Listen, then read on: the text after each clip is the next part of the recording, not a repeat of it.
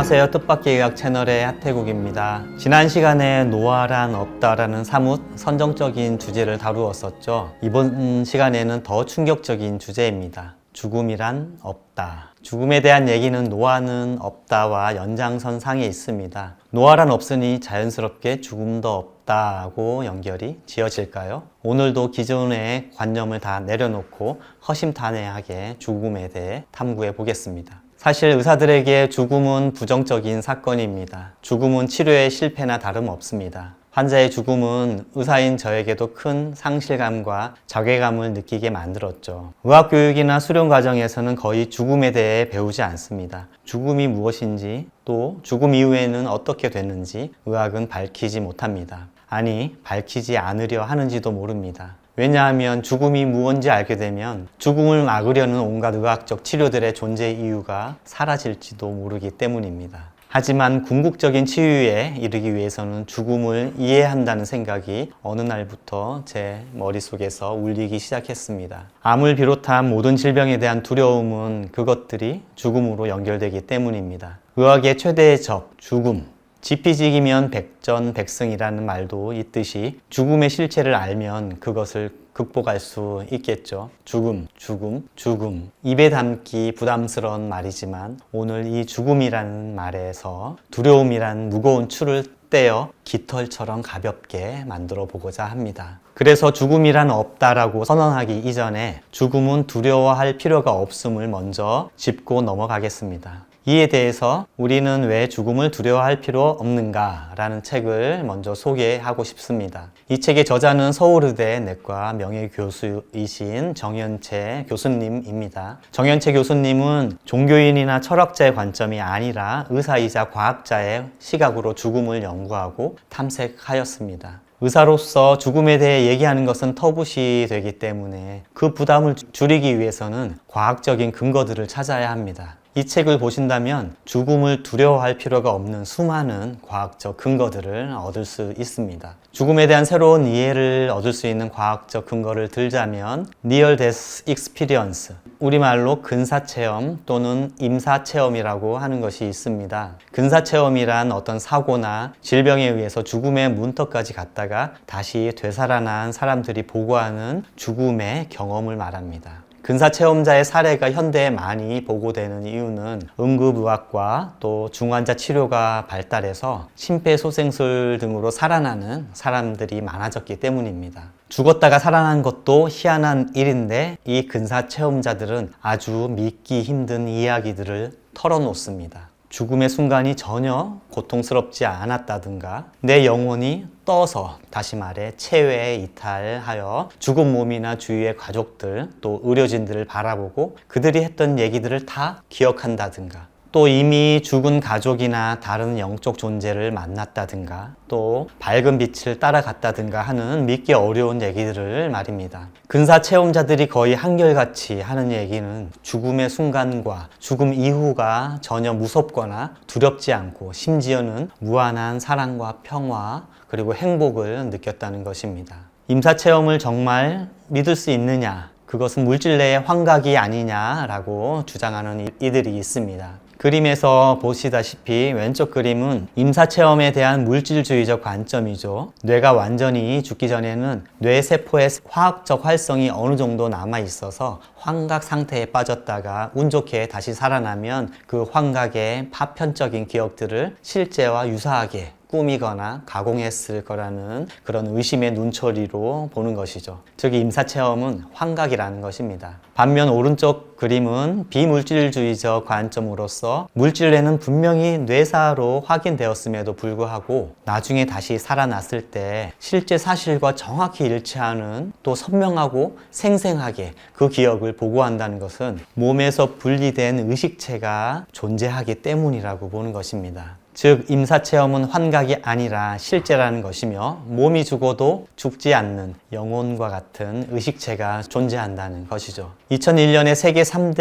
의학 학술지로 인정받는 란셋지의 심장 정지 후 회생한 사람의 근사체험, 네덜란드에서의 전향적 연구라는 제목의 근사체험 연구 결과가 발표되었습니다. 그간의 근사체험 연구는 체험자를 뒤늦게 수소문해서 이루어지는 후향적 연구가 대부분이었다면 이 연구는 근사체험에 관한 최초의 전향적 연구로서 그 신뢰성이 훨씬 높다고 할 수 있습니다. 이 연구 결과 표에서 보는 것처럼 근사체험자들은 10가지 비슷한 체험을 보고하였다고 합니다. 첫 번째로 자신이 죽고 있음을 인식하고 있다는 건데요. 앞서 얘기한 것처럼 몸은 죽었지만 나란 존재는 사라지지 않은 채 몸에서 유체 이탈하여 죽음의 과정을 다 관찰하고 또 경험한다는 것입니다. 세 번째 체외 이탈 경험이 바로 그것입니다. 또 두 번째 항목으로 임사 체험자들은 두려움이나 공포가 아니라 긍정적인 감정을 보고하고 있습니다. 그 외에도 임사 체험의 진실을 보여주는 요소들을 실제로 많이 보고할 수 있음을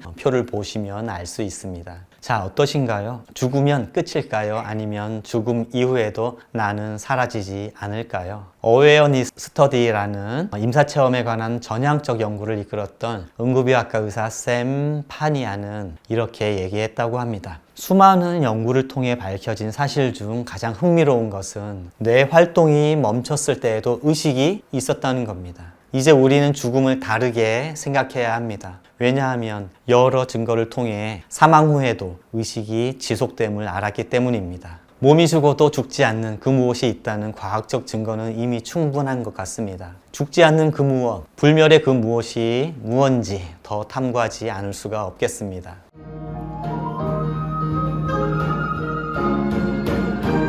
그래서 다시 신과 나눈 이야기를 꺼내보려 합니다.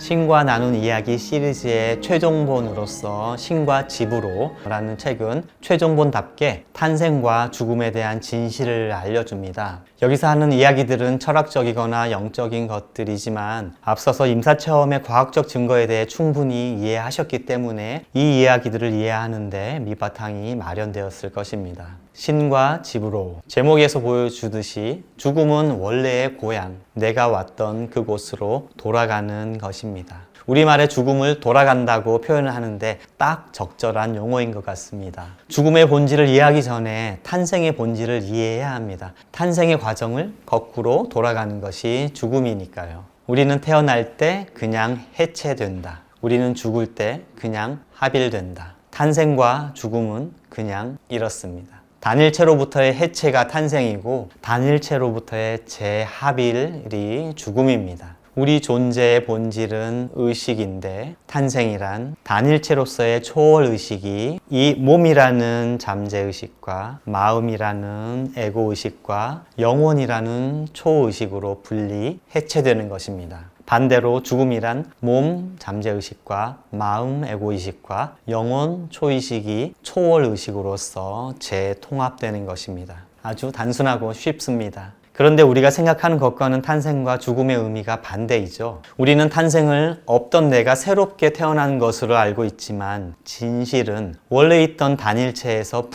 분리되어 나온 것이죠. 설상가상인 것은 분리되어 나온 것 중 몸과 마음만 나인 줄로 알고 영혼은 알아보지도 못하고 있습니다. 또 우리는 죽음을 나란 존재가 사라지는 것으로 알고 있지만 진실은 몸, 마음, 영혼의 분할체가 사실은 삼위일체이지만요. 다시 신의식, 초월의식으로 합일해 돌아가는 것입니다. 대개 인간은 몸이 나인 줄로만 알고 있기 때문에 죽음이 불멸의 영적 존재로의 재합일, 즉 재탄생임을 알지 못합니다. 앞선 영상 뇌과학은 모르는 의식의 정체 편에서 우리는 의식적 존재이다. 즉 의식, 잠재의식, 초의식의 삼위일체임을 말씀드렸었죠. 의식은 물질 수준의 의식, 즉 에고의식이고 잠재의식은 몸의 작동을 관장하거나 생명력을 표현하는 의식이고 초의식은 영혼 수준의 의식입니다. 그리고 초월의식은 의식, 잠재의식, 초의식 이 삼위일체의 의식들이 완전히 통합된 의식으로서 그리스도 의식 또는 승화된 의식 또는 신의식이라 할 수 있습니다. 이렇듯 죽음이란 우리가 생각하듯 끝이거나 사라지는 것이 아니라 완전히 통합된 의식, 이름하여 초월의식으로 돌아가는 것일 뿐입니다. 저 에고의식, 표면의식은 죽으면 사라질까봐 태어날 때부터 죽음에 대한 두려움을 가지고 살아갑니다. 죽음이라는 것이 원래의 집으로 초월의식으로 돌아가는 통합되는 것일 뿐임을 안다면 그 원초적 두려움은 사라질 것입니다. 신과 나눈 이야기, 신과 집으로에서는 죽음의 과정을 3단계로 아주 이해하기 쉽게 설명합니다. 죽음의 예행 연습, 그 3단계를 한번 따라가 볼까요? 죽음의 첫 번째 단계는 몸이 내가 아님을 인식하는 단계입니다. 이 단계는 죽을 때 모든 사람이 동일하게 경험합니다. 근사 체험에서 체외 이탈 경험이 바로 그것인데요. 죽는 순간 체외 이탈하여 죽은 몸을 바라보면서 즉각적으로 몸의 생명력이 사라졌음을, 즉 몸이 죽었음을 인식합니다. 그런데 동시에 몸이 죽었는데도 자신이 존재하고 있음을, 내가 살아있음을 이해하게 됩니다. 그래서 죽음의 첫 번째 단계에서는 이 몸은 내가 소유했던 것이지 나 자신이 아니었음을 확실하게 깨닫고 체험합니다. 죽음의 두 번째 단계는 마음이 나의 실제가 아님을 인식하는 단계입니다. 이 단계에서는 죽기 전에 신념 체계에 따라, 즉 천국과 지옥, 윤회나 사후의 삶이 존재한다고 믿거나 혹은 죽음은 끝이라고 믿었거나에 따라 그 믿음대로 일시적으로 그러한 경험을 하게 됩니다. 즉 이 단계에서는 의식이 생각하는 대로, 상상하는 대로 즉각적으로 창조됨을 관찰하게 됩니다. 그래서 마음이란 것이 죽기 전 물질 세상에서의 창조적 도구였음을 그제서야 깨닫게 됩니다. 그러나 세속에서 겪었던 것처럼 그런 식으로 체험되는 것이 아니라 그 체험에서 멀찌감치 떨어져서 관찰자적 관점에서 단지 관찰만 합니다. 즉 이 단계에서는 마음의 작용과 체험을 단지 관찰하고 주시하는 관찰자, 주시자가 슬며시 등장합니다. 그 주시자는 바로 영혼의 의식입니다. 그래서 죽음의 이 두 번째 단계에서는 마음이 나의 실제가 아니구나, 주시자인 영혼이 본래의 참나임을 알게 됩니다. 죽음의 세 번째 단계에서는 결국 궁극의 존재, 초월의식과 합일됩니다. 본성과 합쳐지고 존재의 중심에서 궁극의 실제를 경험하기 시작합니다. 그래서 자신의 본성에 대한 더 큰 진리를 알게 됩니다. 사실은 다시 기억하는 것입니다.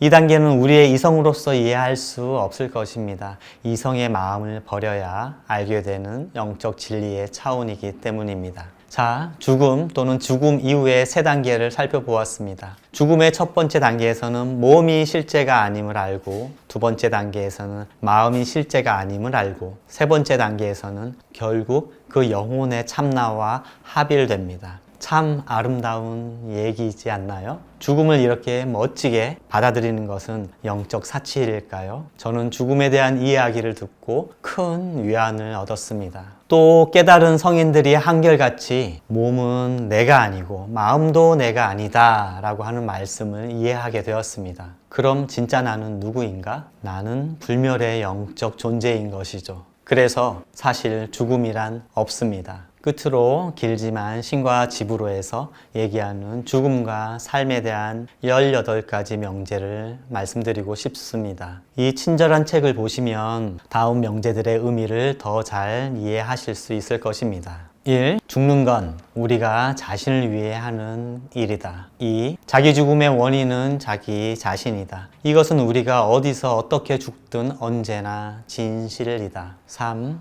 우리는 자신의 의지를 거슬러서 죽을 수 없다. 4. 집으로 돌아가는 길 중에 다른 길들보다 더 나은 길은 없다. 5. 죽음은 결코 비극이 아니다. 그건 언제나 선물이다. 6. 우리와 신은 하나다. 우리 사이에 분리는 없다. 7. 죽음은 존재하지 않는다. 8. 우리가 궁극 실제를 바꿀 수는 없지만 그것에 대한 우리의 체험을 바꿀 수는 있다. 9. 존재 전체의 바람은 자신의 체험으로 자신을 아는 것이다. 이것이 모든 삶의 이유다. 10. 삶은 영원하다. 11. 죽는 때와 죽는 상황은 언제나 완벽하다. 12.